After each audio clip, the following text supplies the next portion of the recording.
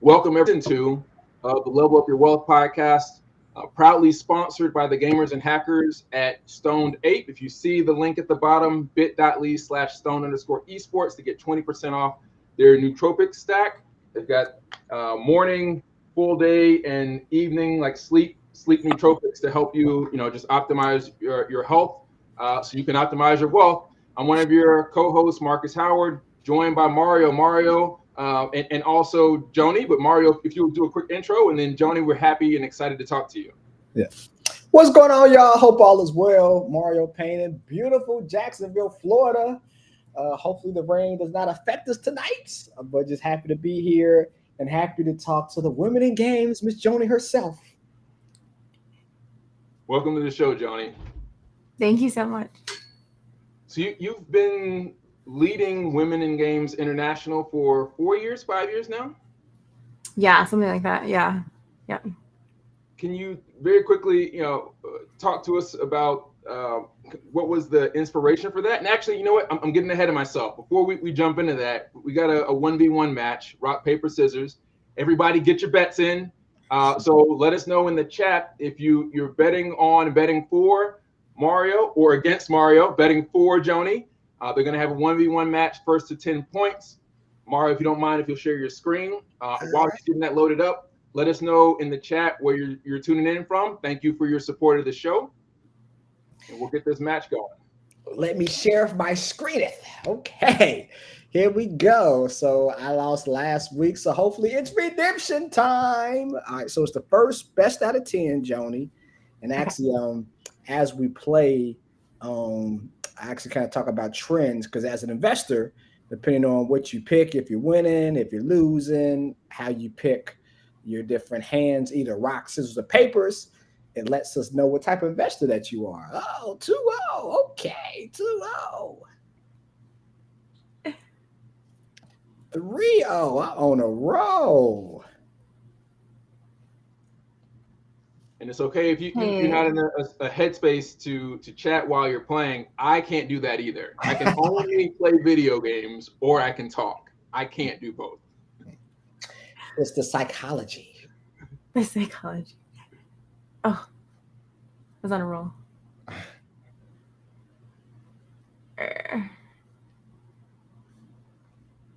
Gabe, thanks for joining us tonight.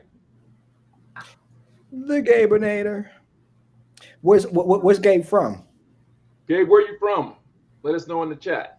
Oh, I lost. Draw. Quick draw, McGraw. You're so fast at picking. Okay. Maybe I should slow down if I keep on losing. Oh.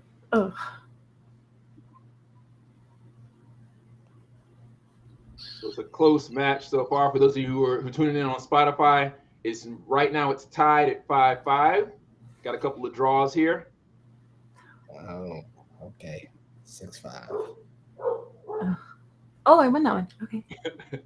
Sorry. I'm going to go fast like you. Okay. Oh. Yeah, just don't even think about it. Yeah. Oh. We're on the same wavelength now, I guess. Yeah, I know, right? I know. I was really good at poker when I first started playing because I didn't know how to play. And then after I learned how to play, I was terrible. You might want to slow down, Joni, now because I'm 8-6. So you might want to think about your moves. My dog is barking his tail off. Okay, all right. Let me think here. All right, match point. Here we go.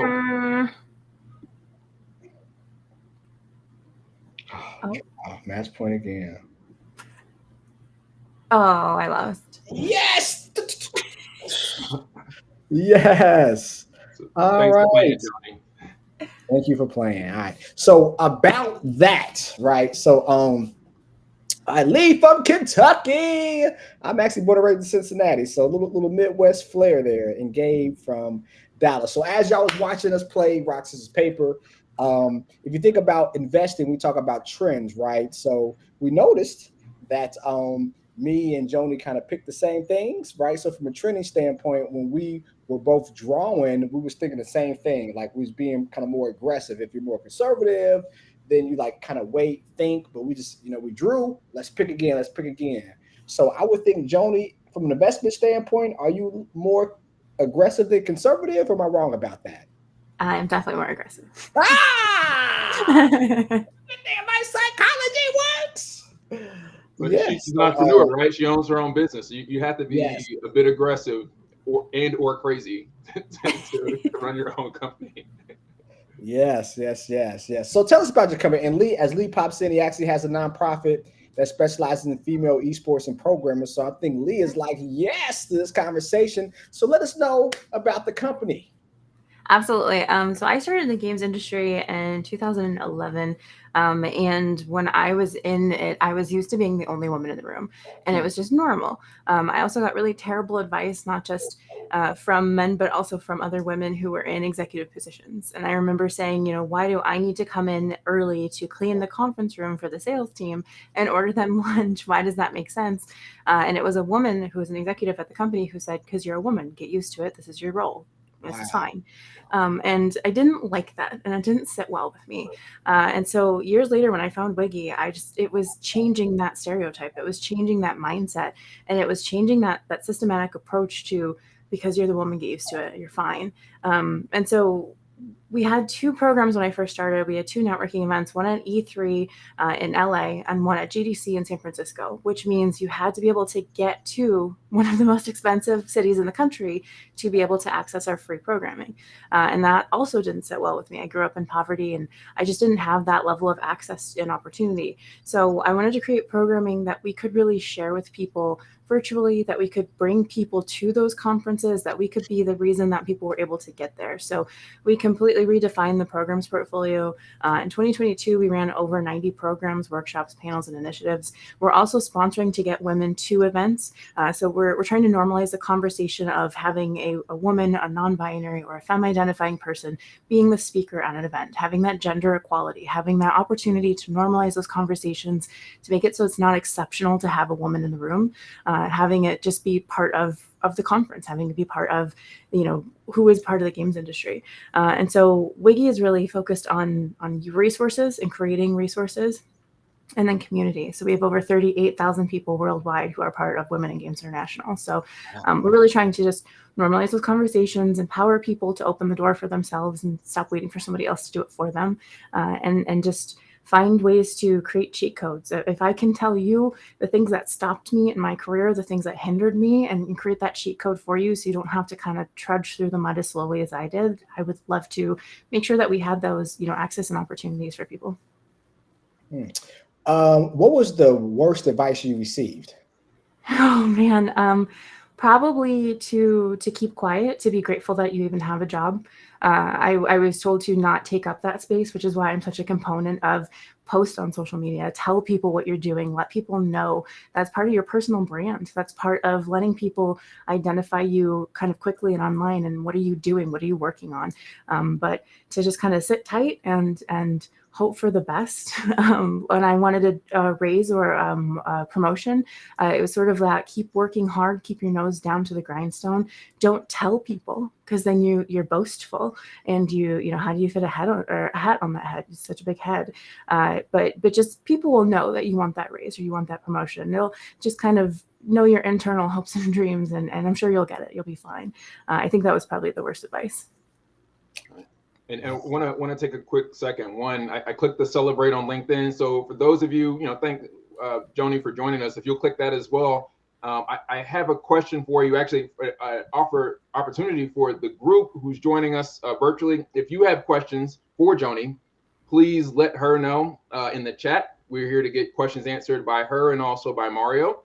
But can you talk a little bit about what's happening in the esports space that you've seen? Because it sounds like you started in the non-esports space. How has that been different, or is it more of the same?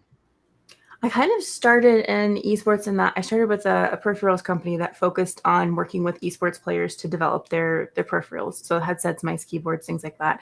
And so I had more access to esports teams and to esports professionals. And then from there, when I did my master's degree program, I focused my capstone project on an esports apparel company's expansion into Asia. So I got the opportunity to really research from an economic standpoint. What does esports look like? And it was then that I really saw the lack of representation of women in esports, and again, how not only how exceptional it was to be a woman in esports, but how much toxicity there was around that. And so I really focused on the women who were still paving the way despite the toxicity, and just kind of learning from them and talking to them. Heather Grazo is actually on our board of directors. She's the first woman ever indicted into the Esports Hall of Fame. We work really closely with a lot of different women-focused teams and just kind of trying to normalize that conversation. I think the biggest thing is having those women-only tournaments and women-only events, which was not a thing in the past. And if it was really focused on not giving the same access and opportunity. So not having the same prize pool, not having the same warm-up space, not having the same equipment. I remember all the equipment going out at a women's only tournament not too long ago. And it's just the idea and the concept of that. It's not even like the B team. It's like the ghetto team. It's very treated like not good. And so we've seen a huge change in that. We're seeing more opportunities, we're seeing more access, we're seeing more interest. There's also more interest coming from women outside of the sport. So there's a stronger of a fan base. There's a lot more interest in investing in this and kind of showing that women are just as powerful and just as good at the game. I love Valorant for everything it's done to create a difference in esports in general. I remember there was a whole study done on CSGO, about how when a woman joined, you couldn't pick a female or a femme identifying player. And so when you joined and you actually spoke on mic, people felt lied to. They felt like you were trying to deceive them. And so there was a psychological aspect where you would just get the worst toxicity because you couldn't do anything about it. You couldn't change that. You couldn't opt for a different color, skin, or things like that. And so having Valorant, having opportunity to normalize other players and other body types and other people within the game was a really powerful way that it sort of paved the way to normalize having women playing the game. Can I ask you a potentially challenging question about that? I talked about accessibility and inclusion a lot in the space as well, and I feel like having like a space for example, like the HBCU ecosystem. We have only HBCU ecosystem tournaments and series. That's great for building that talent, but I think it in some cases contributes to I'm going to call it, for lack of a better term, segregation, right? Yeah. Because it does not allow it. The norm should be that anyone who has the talent or the passion should be able to compete on a main stage. And I feel like if you silo competitors into only HBCU ecosystem, then they may not end up, let's say, like Call of Duty or Valorant, some of these larger stages, right? It's almost like tokenizing an ecosystem. Do you feel that same way about, and again, not trying to be dismissive of all the amazing work that you've done and the progress you've created, do you feel like which of those conversations do you think is more important? Giving a space specifically for women and femme identifying and the larger that gender demographic, or having the support for women to feel comfortable being as part of a larger group? I think that's exactly it. I think you hit the nail on the head. When I first started working with Wiggy, I needed to know what my opinion was because I felt very torn between women-only tournaments. I hate the idea of creating women's only, especially if you use the word female, which is a very scientific term. And so when you say female-only tournaments, where do non-binary people fit? Where do gender non-fluid people fit? What does that mean for somebody who's trans? If you say female only, where does somebody else fit? And so if it's male and female only, you just created a huge, like you said, segregation. I mean, it's separate but equal. It's not worked out in the past if we all look at history, right? So I hate that there are women only tournaments. I hate it, but I do see that it's a stepping stone. It's a platform. Like you said with the HBCU, when you go on mic and you sound different, you don't have the same opportunities. So you can't train the same. You got people who completely intentionally lose a game just to make sure that you can't play. We've had people camp just to make sure that you couldn't get that access, you couldn't get that training. And so having the women only so that you can make that space to train, to get on mic, to actually call it, to be able to try things and to be able to work with other people who are also calling those plays is really a huge opportunity to get better. And the goal from my standpoint is it's kind of the entry level, and then you learn how to get to the main stage.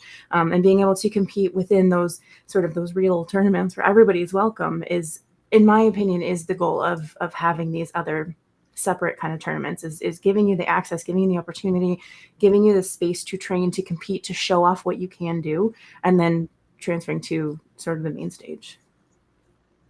Yes. So let me great to these comments. So Nico with a K. So would love to help make sure those little girl actually from the ghetto receive similar opportunities to experience change. Awesome. And Lee, great. So he said that's what we are focused on, EAFC FIBA, right? I know EA doing that rebranding. I used to love playing FIBA, by the way, which is the new FIBA Title O for those who don't know. But he has a question.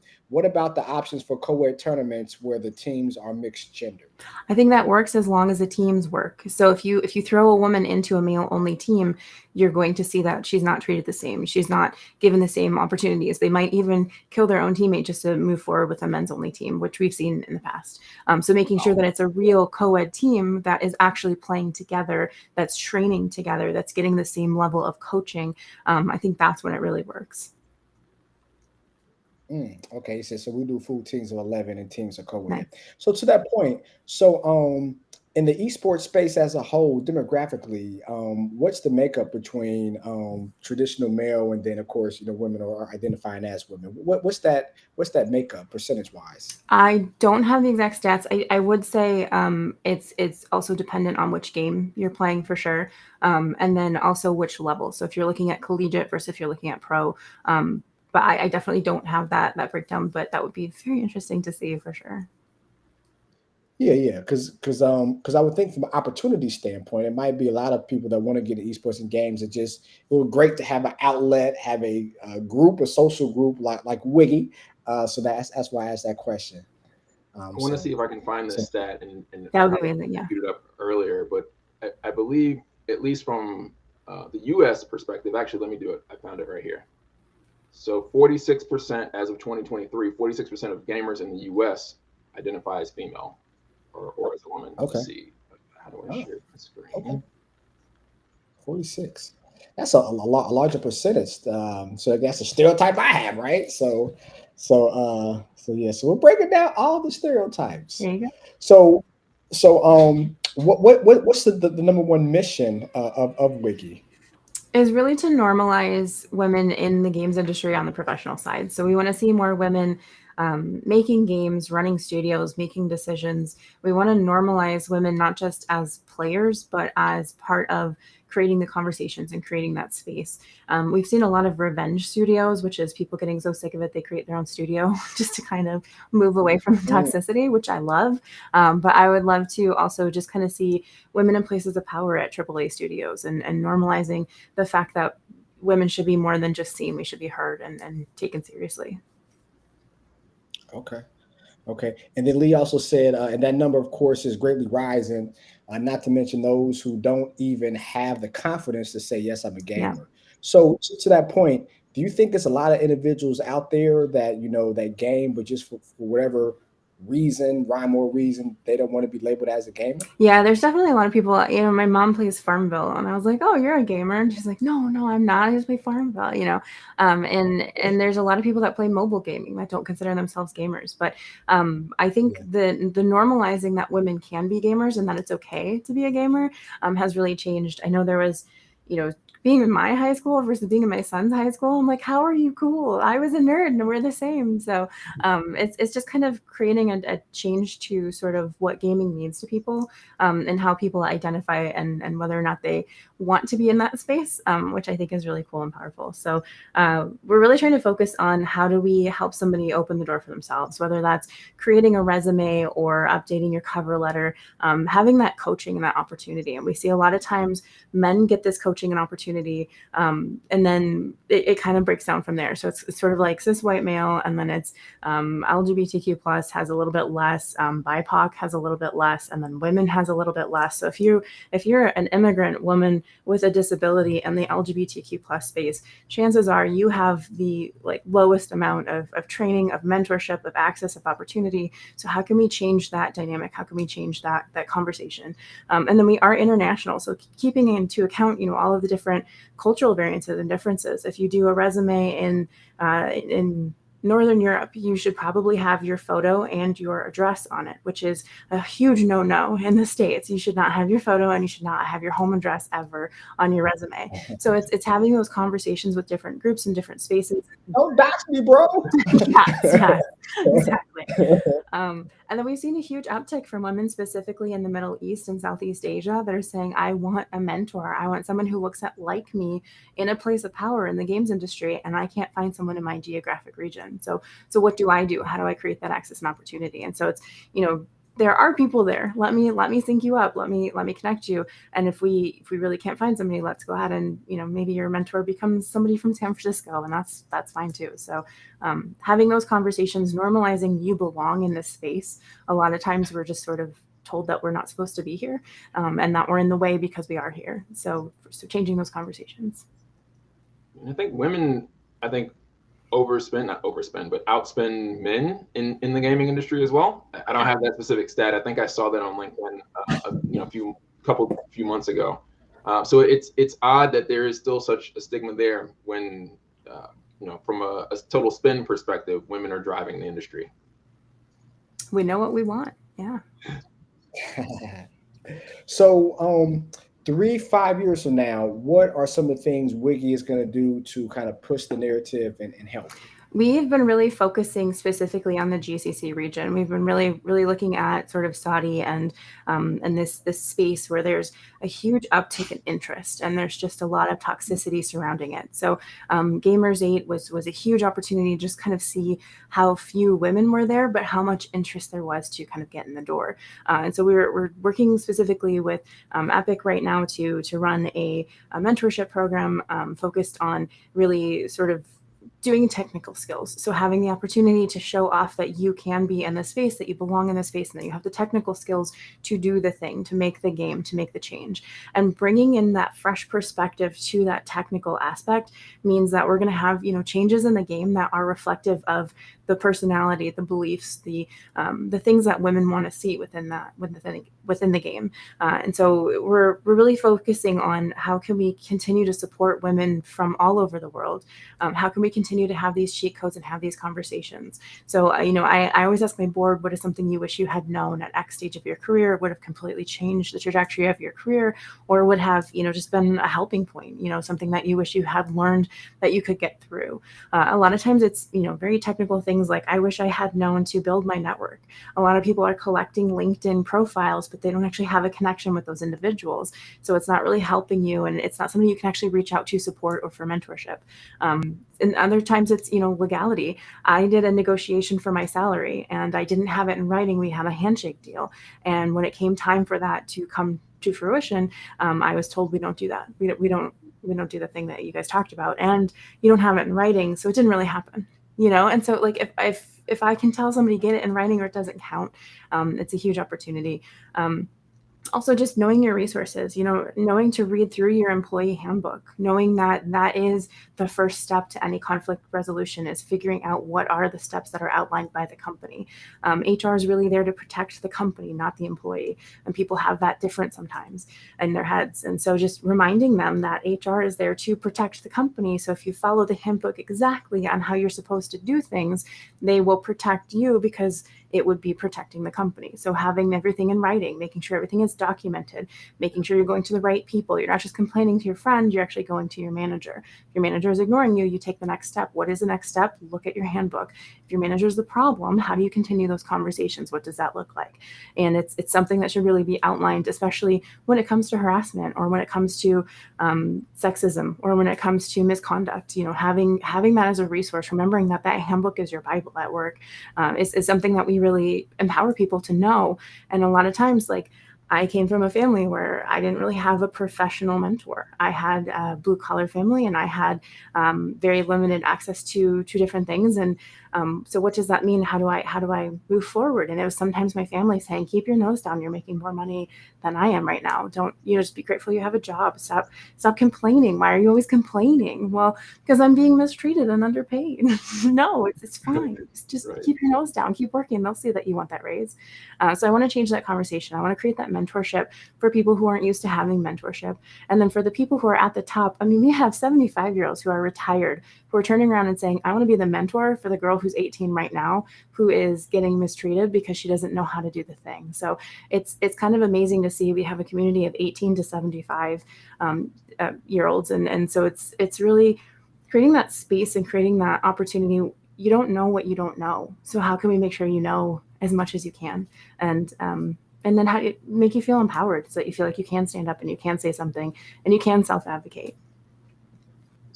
So to take a step from the advocacy standpoint, so we talked about gamers, but what about creators of games and like that space, male to female? What do you think the percentage is there, and how can, because from a creativity standpoint, I mean, manly, man, but we're not always the most creative, right? The most visionaries, just to be honest. So like, I would imagine game development might be more, I'm not say more better, but maybe better, more interesting.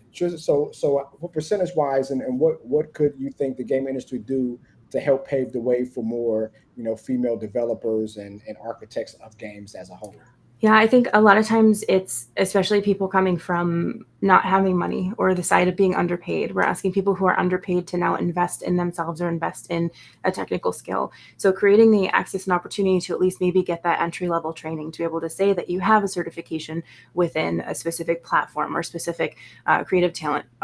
Having that access, I think, like you said, it's not even necessarily about creativity, but it's about bringing all these different voices to the table. And if I made a game, it's going to be very different than if someone else sitting next to me made a game. And especially coming, our backgrounds, what's important to us, things even like the programming, Wiggy programming, it was set up by people who had money, who are always at those events. That's great. What about everybody else? And kind of bringing that perspective of, when I was little, my mom was like, we can't afford free tickets to go to the circus in Chicago because we don't have the gas money, the parking money. I don't have money to feed you. We can't afford free tickets. And a lot of times people don't understand that. And so, like, that's why I created a program where we pay for the flight, the hotel, the food per diem. We make sure that you don't have to worry about money. You can get yourself to this space. You can get yourself to this huge conference. And then I teach you how to introduce yourself. And so when you know how to introduce yourself and you're already there and you're not freaking out about money, it's hard to think about the next 5 years when you're not even sure if you're going to have dinner that night. So how do you make sure that you create that access and opportunity, really just empowering people through those conversations and through that mentorship and guidance. Having those different diverse voices at the table makes the game so much more powerful and makes the game so much more authentic, because the person who's going to enter into a new space is going to be somebody who's already there. So if a game wants to enter into a new space, wants to cover something that's maybe deeper or from a different background, find somebody from that background rather than trying to research it and create it on your own. I still remember when I started at Wiggy, there was this studio, and they were like, hey, we're trying to create this game. We want to target girls that are 12 to 15. And I was like, cool. And they were like, so what did you do? What are you focused on? Well, it really bombed. It really failed. We think girls just don't play games. I was like, well, that statistic is not true. So let's go back, kind of take that step back. What did you do for the research? What did you do when you were building out the game? Well, we just had our development team read a bunch of YA books. So young adult books that are targeting girls. And so we took that mentality and we made it into a game. Okay, So if you had just hired one woman, she could have told you this was wrong, or this is not quite how we interpreted it, or this is not quite, it's sort of having those conversations, bringing that actual perspective to the table is such a powerful way to really authentically be in that space. So I think that's the biggest thing, is really just giving that access and opportunity, and then creating that mentorship when somebody is there, making them actually feel appreciated. We talk a lot about diversity, equity, and inclusion. People forget about inclusion and belonging, and actually making sure that people feel welcome and wanted in that space, rather than just the diversity hired checkbox. I'm asking all the questions. I'm sorry, Marcus, but this is fascinating, right? So you gloss over something. So you guys have a program inside Wiki where you help individuals with flights, hotels. So like, how did you think of that? How did that come to fruition? Like, talk about the importance of relationships. I'm pretty sure you might have some financial help with some of the companies that's helping you, right? So like, let's talk about that process. How'd you do it? How'd you come up with it? And some of the relationships that you cultivated to even make that happen. And as you're doing that, I did just do a screen share of your website. So if anything on the website can help you answer that, I'm now sharing the website. Thank you so much. Yeah, so we have our programs tab, which has all of our programming in it. Our Get in the Game program is the one that helps you actually get to a conference. So the focus of the Get in the Game program is essentially, like I was saying about the ticket situation. We had an opportunity to get free tickets to the circus in Chicago, and we couldn't afford those free tickets. And Wiggy was founded at GDC, and GDC reached out and offered us free tickets. And all I could think about was, what if people can't afford free tickets? And they even said, we give out free tickets to all these specific demographics and groups, and we're still not seeing much more diversity every time we give out these tickets. And I thought, I wonder if it's because people can't afford to get to San Francisco. And so we really started pricing it out. It can cost $5,000 to $6,000 to attend GDC. Free ticket, and the ticket is also through the roof. You're right. I had that exact same thing happen. And not to cut you off, but just as an extra story, 2014, my brother and I, we've both only been to one E3, and so we had a service learning internship at our alma mater, Georgia Southern. We had to shut that down in order to go to E3 because we were a small business, we were bootstrapping, and it cost us $5,000 for both of us to get flights, hotel, and tickets to the event. We actually had to basically smuggle lasagna in my brother's book bag that his wife made, lasagna and cupcakes in his book bag, because we didn't have money to pay for food when we were there. So like, we ate the continental breakfast, and then we went to the convention center, then took the taxi back, and then like ate some lasagna real quick and went back. We did that for 3 days. And even then, like, we barely were able to make that experience, and it basically bankrupted our company in the process. So if anybody else didn't have that, I can't imagine. It's no surprise to me what you're saying. I lived it. Yeah, absolutely. And it seems like it's harder for people, especially people outside of California or outside of San Francisco, to just try to find somebody to kind of either bunk up with, or to, kind of utilize resources. Like, I have a friend who has a couch, and, and it's something that's difficult. And I'm not saying it's not difficult for cis white males. I'm just saying it feels like it's more difficult for people outside of that area and that space. And so we were seeing that, and we're seeing, just a huge interest in people constantly posting on socials that they wish they could be there. They just can't afford it, or whatever it is, whatever was kind of stopping them. And so we had the free tickets. So there was already kind of pulling back on that. We started working with a hotel. And so we kind of booked out a space at a nonprofit discount. So that was also helping through, saving us a little bit of money. And then we got sponsors. So this last GDC was actually sponsored by Google. They have Google Scholars. So they're focused on people who are trying to get their master's degree or their doctorate, and they're providing funding and support for people who otherwise couldn't afford to kind of finish school, and specifically focused on gaming.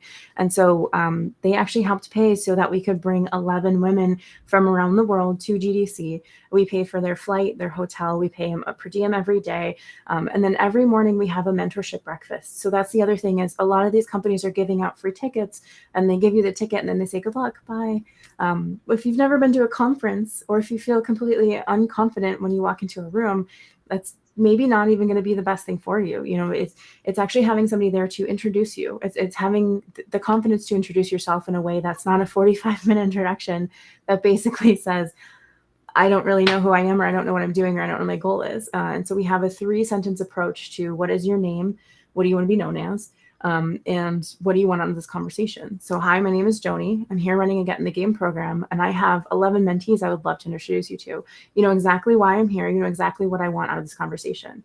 Hi, my name is Joni. I'm currently the CEO at Wiggy, and I'm trying to find funding to help continue to run these programs. And having that be the start of the conversation, you might say, oh my gosh, that's amazing. I love Wiggy. I don't have any money, but let me introduce you to so-and-so. So it's not giving you this 45-minute pitch about why I need money. It's saying, this is what I want out of this conversation. If I'm looking for a job and you're not a hiring manager, we just wasted both of our times, me pitching to you exactly why it would be great for your company. So having that immediate approach to, this is what I'm looking for out of the conversation, are you the right person to be talking to, creates that segue into, I'm not, but connect with me on LinkedIn. Let me make an introduction to so-and-so, or hey, let me talk. You should be talking to this person over here. We actually had a girl walk in and she said, hi, my name is, whatever. And I want a job as a graphics artist. Here's my profile. And she held up a tablet and they went through all of her stuff. She actually got hired at GDC because she told them directly what she wanted. So we had 11 people attend. We had 6 people have interviews at GDC, and we had 3 people get job offers before we left GDC. So we're showing people, we're holding them accountable. We're showing them how to introduce themselves. We're showing them how to set goals and realistic goals and expectations. And then we're empowering them to do the thing themselves. I don't want you to depend on me for an introduction, because I want you to know that you can introduce yourself. No matter who the person is, no matter how much you idolize or look up to them, you should be introducing yourself, and you should be confident enough to do so. It also created representation. People saw them doing it, saw it being successful. We actually had other mentees from other programs come up and say, can you teach me how to do that? Absolutely. We want everybody to know how to do this. That's the whole point. That's the whole goal. So we actually helped a couple other people get jobs outside of our group even, which was another powerful way to just kind of continue to change that dynamic, continue to change that, systematic message that you belong in a specific space or in a specific role. And so it's everybody from finance to marketing to business development to level creation. We're just trying to normalize having different people within the industry across the board. That's dope. I wish it has to be something out there. Like, you think about these big conferences, right? So much is going on. There's so many people. It was like some type of index card, or like a, what you need to know before a conference, where you can kind of just review, like, how do I introduce myself? How do I have conversation? How do I rebuttal? How do I stand out in a big room? Like bullet points to kind of have a person in a huge conference kind of work through the mundaneness of, oh my gosh, I'm 1 out of 5,000 people. Oh my gosh, what am I going to do? So that's dope that you guys got that cards. So you guys are set up as a nonprofit or for-profit? We're a nonprofit. Okay. So can you tell the audience the importance of nonprofits, the process, because people think that setting up a nonprofit is daunting when sometimes it's not daunting, and also tell us like the importance of setting up grants. I'm pretty sure you probably have applied for grants, and I know it's easier for a nonprofit to get grant funding than for-profit. So can you kind of go through the process of setting up the nonprofit, the successes, the things that kind of might set you back as a nonprofit, then also like the grant writing process and how lucrative that can be to kind of help with funding? Absolutely. The setup process is a lot of paperwork. It's a lot of confusing questions that can kind of throw you off. And if you file anything differently, there's so many different levels of nonprofit. So we are a 50c3. I know, IGDAF and IGDA are 2 separate entities. There's a lot of different 501s that you can identify as. So if you look at something like Wiggy, for instance, we are a specific 501c3, which means we can't have any conversations or any sway when it comes to things that are political. So we can't root for Democrats versus Republicans. We can't, we couldn't comment when Roe versus Wade was overturned. There's a lot of things that are very restrictive that kind of kill me from time to time. But we have to make sure that we kind of stay that same level. We're not here to sway who you are or what you believe in.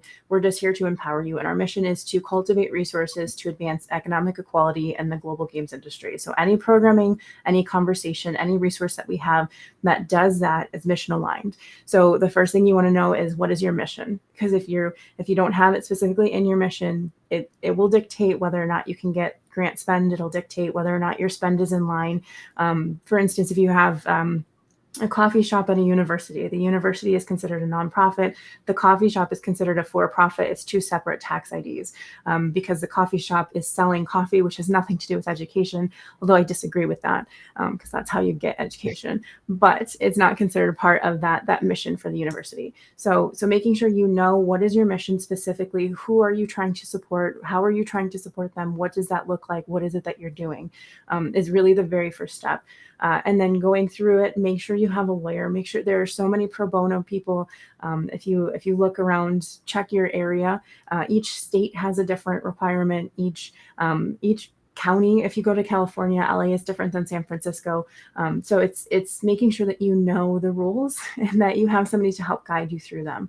There's a lot of legal jargon. There's a lot of just kind of things that can sort of trap or stop you from doing it correctly. So please make sure that you always have somebody on your side that is there to help and support you. And 9 times out of 10, it won't cost you any money. Just make sure it's in a contract so that make sure it's in writing or it doesn't count. That's my cheat code. So having that support is really, really powerful. And then have a team of people who are not part of that support that you can complain to and that you can be like, this just happened. This was delayed. I'm so frustrated by this. Having those people is a really powerful tool because it gives you that third person space so that you can take a step back and be like, you're right. That is really frustrating. But remember what we're focused on and why you're doing this. And having that support system, I would say, is sort of the number 2 most powerful thing to do when doing this. When it comes to grant funding, it is more difficult for a lot of times for-profits can't access the grant funding because it's meant to be a philanthropic piece of the organization or something that people are giving away. There is a tax write-off to that. So if they give it to a for-profit, they don't have that same tax write-off. If you're a different company, if you're a different 50C, I think it's 50C4, instead of a 50C3, you don't get that tax write-off. So there's a lot of things that you really need to look into. 50C3 specifically is where you can get the tax write-off, where you can get, you can do an honorarium payment for people so that it's if a speaker normally charges $5,000, we can still give them like a $250 honorarium instead because that's what we can afford based on our budget. If you donate to us, you can get a tax write-off. So any individual who donates to us gets a tax write-off that you can file with your taxes, and so it's beneficial to you. Go to our donate page to see how. And there's a lot of opportunities. The grant writing is incredibly daunting. It's a lot of repeating yourself. It's a lot of trying to explain why you need the money. Having a budget is really powerful. Being able to itemize exactly what it is that you're trying to do with this money. Most times there's a cap on overhead. So how much you pay an employee or how much you're going to pay a contractors is really going to be kind of capped. Usually it's at 10%. So making sure that you're not going outside of that, making sure you're not taking a $1 million budget and paying yourself $600,000 of it it's not ideal. So most people won't do that. So there's a lot of opportunities for learning. There's a lot of resources available too, specifically based on your state as well. But also making sure that you know the rules of the state of the organization that you're filing for. So if you're filing for a family foundation in California, making sure that you're following their rules and regulations as well as your rules and regulations is really going to help you. So just kind of understanding overall what those are is really powerful. And then we also depend on donations. So having, streams, we have a Tiltify. And if you go to Tiltify and you create a campaign, any money you raise during your stream comes right back to us and we throw it right at our programming. This year specifically, there were so many DEI budget cuts across the board. I mean, we've seen all the layoffs. People don't want to fire their employees. So the first thing they cut is their nonprofit spending. It's considered sort of a sponsorship bucket. The next thing they cut is travel. Well, that's where we get sponsorship for our Get in the Game program. So, it's kind of a difficult process, and that's where we reach out to our community to really see if we can get more support when opportunities are there to get more people into these programs and into this game. So to piggyback on that, and so MK Lockwitz had a great question. This is something I'm trying to figure out about organization. So high level, difference between LLC and nonprofit. So high level LLC is usually an individual. It's a limited liability company. It's really your company that you own. You could 1099 yourself. You could 1099 your employees. It's something that is yours. A nonprofit you don't own. The nonprofit is considered ownership by the government, which is a huge change, which is why you're tax deductible. Because why would the government charge themselves taxes for their company? And so that's when you have sort of that separation, which also means an LLC. If my board doesn't like what I do in an LLC, I can fire my board. If my board doesn't like what I do at a nonprofit, they can fire me. So you have that board of directors and you have that oversight and you have that opportunity. So it's very much, it's not mine. It's my passion. It's my thing that I want. It's the thing I want to see. Sorry, my dog loves it. But it's not really mine. And I think that's sort of the biggest thing to look at. And then the funding, an LLC needs to be profitable to continue. With a nonprofit, nonprofit is not a business model. Every company needs to make money. Nonprofit is that we don't have to pay taxes on profits. And we also can't reinvest our profits into our employees. So I don't get a raise because we hit a specific dollar amount in the year. That's not meant to be sort of the nonprofit side of things. I make a specific amount of money based on what our budget is and what we can afford. And so that's the other sort of, I would say, big thing. Yeah, and to take it a step further, MD, because I have a S corp, was first an LLC, then S corp, and also I have a foundation that's a nonprofit as well. And basically, I say like S corp LLC like is where you want to kind of make the money, and then a nonprofit is like where you want to make an impact, right? So I think when you create your organization, you really want to make an impact. If you want to make an impact, the nonprofit world might be better. If you want to get to the bag per se and get some coins, then the LLC, S corp, which for you probably sole proprietorship at first, then S corp will probably be the biggest bang for your buck. Joni, are you at all working with the IGDAF? I know you mentioned them earlier, the International Game Developer Association's Foundation. I know they're doing a virtual exchange program. Yes, we love them. So we have two separate programs, but IGDA is really focused specifically the International Game Developers Association and the International Game Developers Association Foundation, which you would think would be the same company, but they are two very separate companies. They are really focused on that technical aspect, on knowing how to be a game developer and knowing how to, use Unity and Unreal and knowing those technical aspects, getting mentorship from very technical speaking people who are, really focused on everything from character creation to level design, things like that. Whereas Wigi's more focused on professional development from a more broad perspective of how do you do your resume? How do you negotiate your salary? How do you self-advocate? What do you do if you see something that you don't like? How do you become an ally, have that actionable allyship?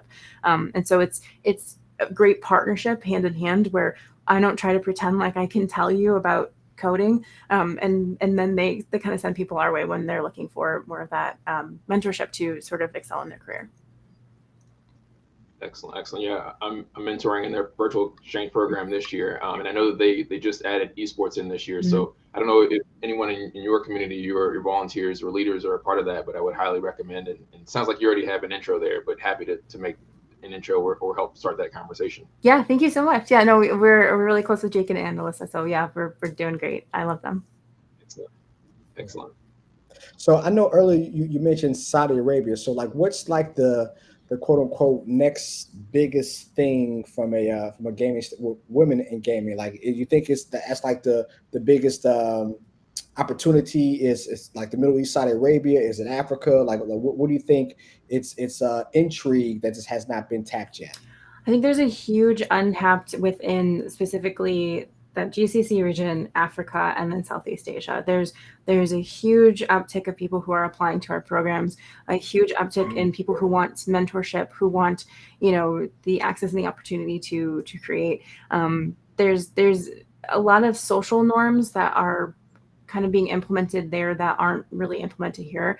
And that's, across the board. So talking to somebody from Singapore she was like, well, I couldn't attend a program after 5 because that's when I have to take care of my family and make dinner and have, all these very specific things that I have to do, and it's set in stone.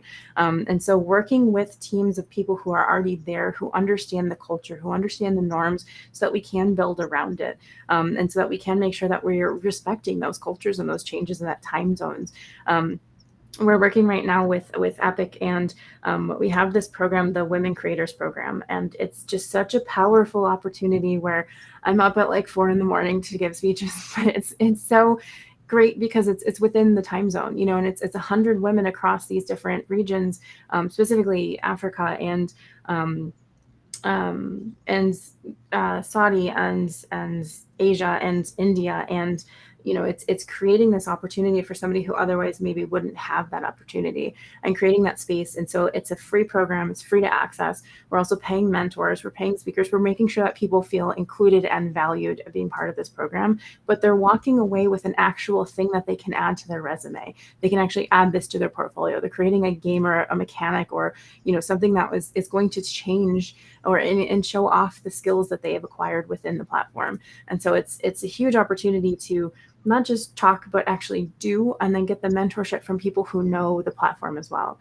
And so having that real-time access and opportunity, creating that actual thing in the game that you can now play in Fortnite, it's a really powerful way to just kind of showcase that you can do it, show yourself you can do it, but also add that to your resume when you're applying to a job, and not just say I can use the platform, but say here's a thing that I did within the platform as a team, and here's how it went.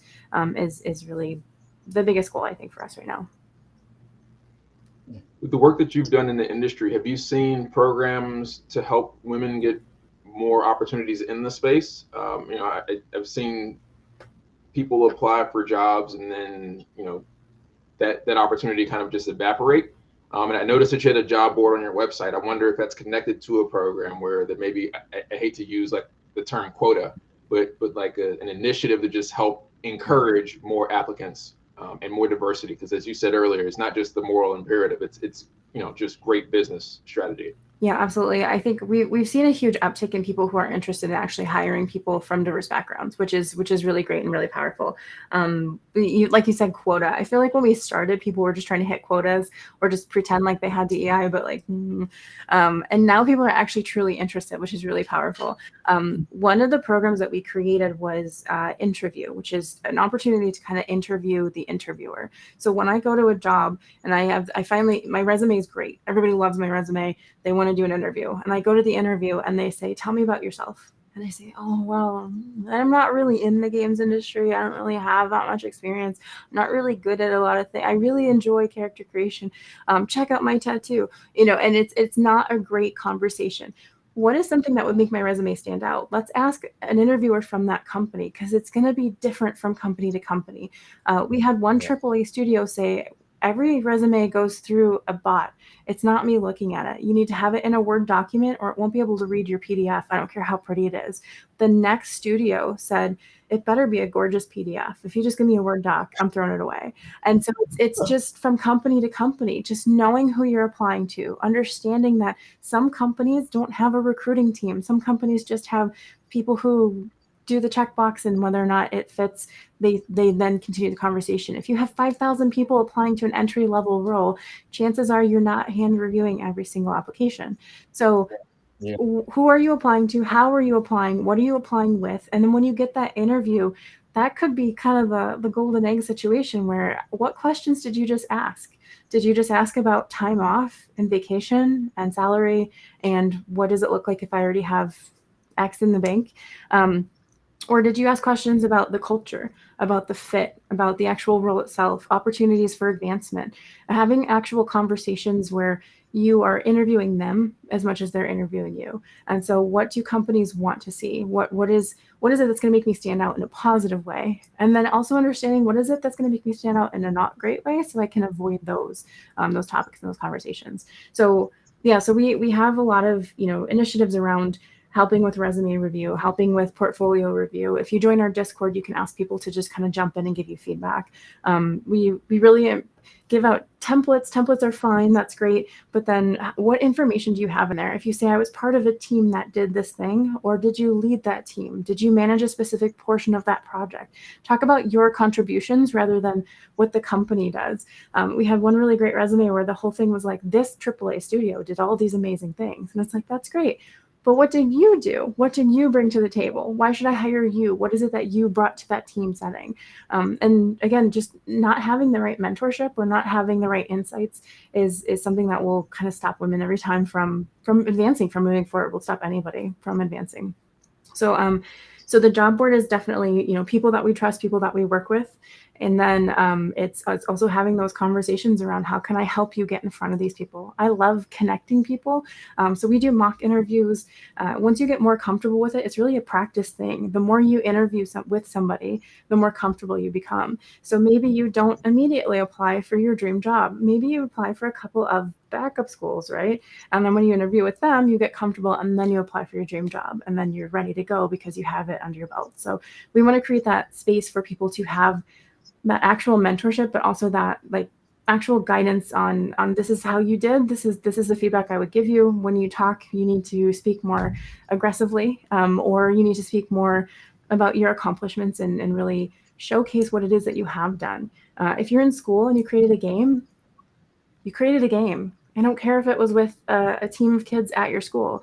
You created a game. Speak to how you created that game. Speak to your part. Speak to the mentorship that you received to make that game live. It's all part of your experience. It's all part of your personal brand, and it's all part of why somebody would want to hire you. It's part of what you've been able to do. Yeah, that's a feat in itself. Finishing and launching a game. I think I've tried to make 3 games and I've never quite finished making a game. I beat a couple of games in my day, but I've never finished publishing a game. So yeah, it's definitely something you want to celebrate. That's awesome. That's awesome. I know. So we want to keep you. I know we went up on time, but so last 2 questions for me. Number 1, where do you see Wiggy in 10 years? And then 2, in the space when it comes to female representation, what's the one thing that has to happen so we have full representation like we should? I mean, the goal is that Wiki is gone in 10 years, that we don't need Wiki anymore, that equality is a real thing, and that we all are out of jobs, right? And so it's a huge goal of mine to not need to have this company. So we're here to empower. We're here to shift into whatever it is that we need to be for this generation. We're here to have these conversations, to create these cheat codes, and to hopefully eventually die because you don't need us, because y'all are just, it's so equal and amazing. I think the biggest thing that needs to happen is normalizing these conversations, and having that advocacy, having these female-only spaces where it's only women talking to other women about the things women need is so unuseful and so unproductive. We need to have men at every table. We need to have non-binary, gender fluid. I don't understand the separation. We need to have all allies. We need to be all on the same page and have that same conversation. And as soon as we stop talking about how different we are and come together to be so together, I think that's the biggest thing for me, is until we all see equality as the goal, it doesn't really exist. And so normalizing it, having actionable allyship. What do I do when I see something I don't like? What do I say? Who do I say it to? How do I say it? Is something that we need to have those difficult conversations and really move forward with. And so I would say having, mentorship, having the opportunity to advance within your role. My biggest mentors in specifically esports were always men. I was surrounded by men. So I had male mentors, and they taught me a lot about business, about how to conduct conversations, about getting to the point. And that was a really powerful thing. And then now that I have my board of directors, I have mostly women who are my mentors. And it is interesting to see the difference between the mentalities. It's interesting to see what do you prioritize and what do you feel is important. And so having a mix of mentors, not always having the same mentor, and stop looking for mentors who look exactly like you, because that's not going to be a different perspective. You're going to learn a lot about the same thing that you already think. Is that really mentorship, or is that just an echo chamber? So having mentors who don't look like you, having opportunities to learn from varied people is really, really important. So I think that's the biggest thing from my perspective that I would love to see. Okay. That's awesome. So thank you so much for your time. Before we go, as we mentioned earlier, if you don't mind picking someone that you really, got you inspired by their questions, so we can grant them a digital copy of Mario's book and my book. I think actually, if you don't mind picking 2 people, because I don't know if anyone voted for or against the 2 of you when you had your RPS match. Because They you're so wanted in to be tune. neutral. So if you don't mind doing that, and then after that, if you will please let everyone know where they can support you and Wiggy and anything else you have coming up between here and the end of the year. Awesome. I would like to pick Nicole, who said that she would love to help make sure that those little girls actually from the ghetto receive similar opportunities and experience to change. Full support. And then Lee Bush, who was really, really great at saying he wanted to be part of this and be a professional player and move things forward. So I would pick those 2 people. You can find us at getwiggy.com. We are getting more women in the games industry, so we're Get Wiggy, and we are Get Wiggy on most social platforms. And any support, we have an opportunity to volunteer to be a speaker, to be a mentor. We have a mentorship program coming up in Q4, and we always have opportunities to just get your message heard. We do have an active Discord where we talk a lot to people trying to get ahead in the industry. So anybody who has experience reviewing resumes or portfolios, or who can provide any cheat codes that you've learned along the way, we would love to have you as part of that conversation. Excellent. Well, thanks so much for your time and the insights. This has been amazing. Wish you the best of luck for the end of this year and into 2024. Let us know if there's anything that we can do to help you with your success. Mara, before we go, if you let everybody know where they can find you and support you. Yeah, of course. Yeah. So this Google Mario Payne or just my Instagram, either Relax Investor or Painful Profits, PAYNEFUL Profits. Because when we make money, it's painful, but it is profits though. So yeah. Excellent. And thanks everybody for tuning in tonight and every night, every week. We appreciate your support. We'll be back next week. Amir Satvat from LinkedIn fame, LinkedIn top voice for gaming, will be our guest for next week. We're going to talk a little bit more about support for career resources, as I'm sure, especially if you're tuning in from LinkedIn, you've seen a lot of the stuff that he's doing. And so be sure to tune in next week. Again, that will be next Thursday at 6 p.m. Pacific, 9 p.m. Eastern. And one more shout out again to Stoned Ape. Thank you, Stoned Ape, for sponsoring. I don't know if you can see that, but Stoned Ape is sponsoring this episode and this podcast this season. If you look again at the link at the bottom, bit.ly/stoned_esports. As they said last week, there are no mushrooms or any drugs in what they create, but it's a great opportunity to leverage the all natural vegan health stack. Particularly this Stoned Ape Dream has been helping me go to sleep. Which is tough to do after I've been on the computer all day. So click the link to learn more. Again, Joni, thank you for your time, and we'll see you all next week to help you level your wealth. It's really fuzzy here, but I see you all. Thank you for your support. We'll see you soon.